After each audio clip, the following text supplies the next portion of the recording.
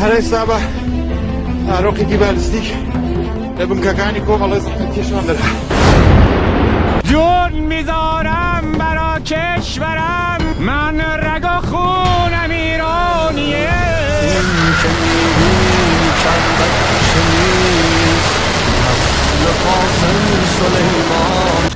दोस्तों एक दिन पहले खबर आई निकलकर कि अमेरिका के एक सेना के बड़े जनरल ने स्पष्ट तौर पर अपनी शपथ में कह दिया कि उन्होंने अमेरिका के संविधान की शपथ ली है, किसी डिक्टेटर की गुलामी की शपथ नहीं ली है।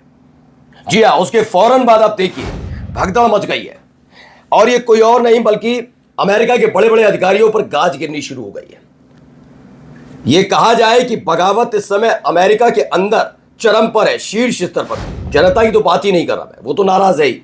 जी हाँ, जिस तरह का रुख ईरान के साथ अपनाया गया और पूरी दुनिया में अमेरिका की थू थू हो रही है, उसके बाद अमेरिका के प्रशासन में, अमेरिका की सरकार में लगातार इस्तीफे और बर्खास्तगी का दौर चल रहा है। पहली बड़ी खबर दिखाऊंगा आज आपको कि कैसे एक और जगह, बड़े जगह पर बड़ा हमला हुआ, कहां हमला हुआ और किसने हमला किया, क्योंकि सीरिया से अमेरिका के सैनिकों को खदेड़ दिया गया है, जो अपना साजो सामान लेकर सारे के सारे जॉर्डन भाग गए। अब इराक से भी रुखसती का समय और तारीख तय होने जा रही है। क्यों? क्योंकि बड़े हमले वहां पर हुए हैं, एक के बाद एक जो बड़े हमले हुए उसने थर्रा कर रख दिया। और आए बाएं साएं बोलना कितना भारी पड़ा है डोनाल्ड ट्रंप के लिए। डोनाल्ड ट्रंप का खिल्ली उड़ाई जा रही है। पूछा जा रहा है कि भाई अब सीज फायर खत्म होगा और बातचीत किसी नतीजे पर नहीं पहुंचेगी, तो ये डोनाल्ड ट्रंप ही तो थे जो कह रहे थे हमला कर दूंगा ईरान पर। तो अब काहे बिना किसी प्रस्ताव के कह रहे हैं सीज फायर बढ़ा लो, सीज फायर बढ़ा लो। क्यों कर रहे हो? आओ ना हमला करो। और भी कई खबरें। नमस्कार, मैं हूं प्राज्वल गौतम और आप देख रहे हैं the live TV. The live TV, सच सबसे आगे। सबसे पहले एक बड़ी खबर, चेहरा पहचानिए, ये यूएस सेक्रेटरी हैं नेवी के एक दिन पहले जनरल थे, उन्होंने कहा कि मैंने अमेरिका के संविधान की शपथ ली है, मैंने किसी गुलामी का ठेका नहीं लिया। ठीक है ना, हमें अमेरिका के संविधान की, अमेरिका की रक्षा करनी है, किसी की गुलामी नहीं करनी है, और एक डिक्टेटर की तो बिल्कुल भी नहीं। अब देखिए, the US secretary of navy John C Phelan has stepped down from his position effective immediately. कहा जा रहा है कि जो नेवी के यूएस सेक्रेटरी हैं जॉन सी पेलन, उन्हें हटा दिया गया उनके पद से। और ये चीजें लगातार बदलती जा रही हैं। ये अमेरिका के अंदर एक विरोध कहिए, बात न मानना कहिए, कहा जाए कि उनकी बिल्कुल सुनी नहीं जा रही, क्योंकि जब ये पूरा संघर्ष चल रहा था और स्ट्रेट ऑफ हॉर्मुज की बात चल रही थी, तब अमेरिका ने कह दिया था ट्रंप ने कि जितने भी अमेरिका के कार्गो शिप हैं वो स्ट्रेट ऑफ हॉर्मुज से गुजरेंगे। अभी की नहीं बता रहा, ये पुरानी अभी खबर है, जब युद्ध चल रहा था तभी, उससे पहले की। तब यही था नेवी, उन्होंने कहा हमारा अब्राहम लिंकन खड़ा तो है ईरान के बिल्कुल पास, लेकिन हम मदद नहीं कर पाएंगे। अमेरिका के कार्गो प्लेन के तमाम कार्गो शिप के तमाम मालिकों से कह दिया कि अपना अगर शिप लेकर आप स्ट्रेट ऑफ हॉर्मुज में जाते हैं तो हम आपकी सेफ्टी कर पाए, हम इसकी गारंटी नहीं लेते, मत आओ ट्रंप की बात में। तब भी यही हुआ था। और अब देखिए, नेवी के एक बड़े अधिकारी के खिलाफ कार्रवाई हो जाती है, उन्हें हटा दिया जाता उनके पद से। देखिए, Secretary of Navy John C. Palin was fired after months of simmering tension, and Secretary of War Pete Hegseth, according to WSJ sitting US officials.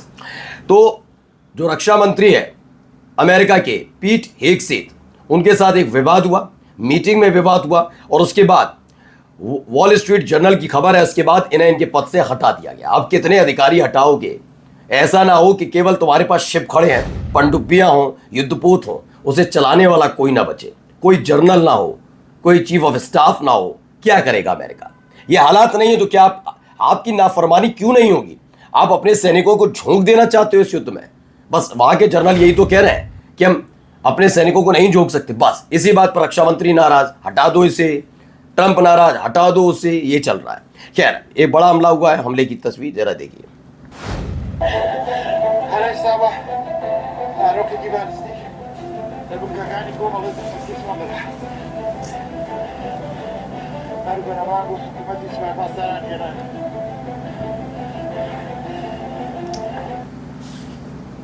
देखिए, धुआं भी उठ रहा है, बेतहाशा धुआं उठता हुआ नजर आया। इसमें दावा किया गया है the Kurdish Iranian Komala party headquarter in Iraqi Kurdistan was just stuck with attack drone. ठीक है, this come evidence rising tension following the de facto end of the temporary ceasefire between US and Iran. America और Iran के बीच जिस तरह का cease fire खत्म हुआ और उसके बाद अब ये हमले शुरू हो गए। अब हमले चूंकि इराक का तो मैं पहले ही बता चुका हूँ, सऊदी अरब हो यूएई हो, वहाँ के मसले अलग है। चूंकि इराक सीरिया जैसे जो देश है वहाँ पर हालात कुछ अलग इसलिए भी है क्योंकि वहाँ गुटबाजी बहुत है, वहाँ बहुत सारे गुट सक्रिय है, कौन किसका साथ दे पता नहीं रहता। वैसे ही कुछ हुआ इराक में, पहले से ही ईरान के समर्थित जो लड़ाका संगठन है। अब जरा सुनिए यहाँ पर क्या कहा जा रहा है जरा। U.S. President Donald Trump has backtracked on his previous threats against Iran, saying he extends the current ceasefire until the Iranian side offers its proposal.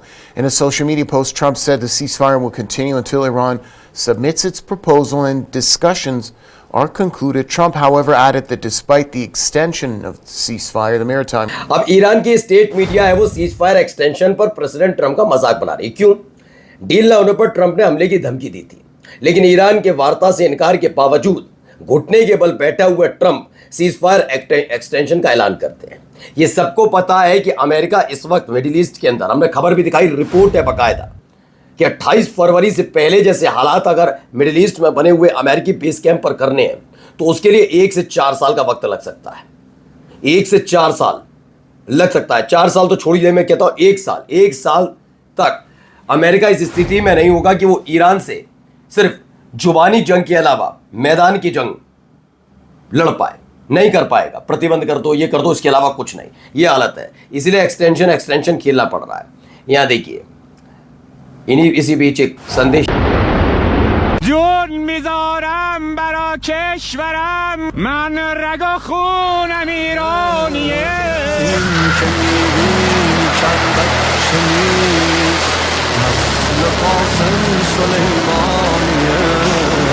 तो एक खबर निकल कर आई, Iran Islamic Revolutionary Guard Corps warns Donald Trump and the US military. उन्होंने कहा हम पूरी तरह 100% तैयार हैं, हमारी जो उंगलियां हैं वो ट्रिगर पर हैं। Any move against Iran we will respond, अगर कोई भी हमारे खिलाफ कार्रवाई होगी हम जवाब देंगे। देखिए, ट्रंप ने सीज फायर बढ़ाने का किया ऐलान। ईरान ने कहा हम तय करेंगे, अमेरिका नहीं। और सही बात भी, मैं लगातार कह रहा हूँ, क्यों ना, यही होना भी चाहिए। वहीं परमाणु संपन्न भारत, परमाणु संपन्न और दुनिया की चौथी सबसे बड़ी सेना वाला देश है, उसे फौरन IRGC पर हमला कर देना चाहिए। ये IP सिंह कह रहे हैं भाई। क्यों कह रहे हैं मैं बताता हूँ। क्योंकि IRGC ने भारत के एक रूट पर जो चल रहा है वहाँ पर देखिए, IRGC ने भारत आ रहे जहाज पर कब्जा किया। दुबई से गुजरात के मुंद्रा पोर्ट आ रहा था जहाज और उस पर कब्जा कर लिया गया है IRGC की तरफ से। इससे पहले भी 2 जहाज़ों को मुड़ने के लिए मजबूर कर दिया था। अब एक गलीबाफ साहब है, आप तो जानते हैं ईरान के स्पीकर हैं। A complete ceasefire only makes sense if it is not violated by the maritime blockade and the hostage taking of world's economy, and if the Zionist warmongering across all front is halted. Reopening the Strait of Hormuz is impossible with such a flagrant breach of the ceasefire. ये clear कर दिया गया है। ऐसा नहीं है कि शांति नहीं चाहते, उन्होंने कहा शांति चाहिए। Reopening of the straight of Hormuz is impossible with violation of cease fire. अगर सीज फायर का उल्लंघन होगा तो स्ट्रेट ऑफ हॉर्मुज नहीं खुलेगा, ये क्लियर कर दिया गया।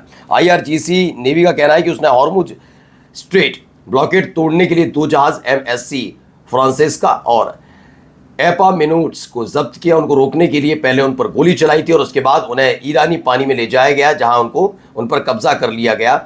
ये देखिए, ये भी US intercept at least 3 Iranian flagged oil tanker इन एशियन वाटर्स। अब इन्होंने ये किया है, redirecting them away from their position near India, Malaysia and Sri Lanka.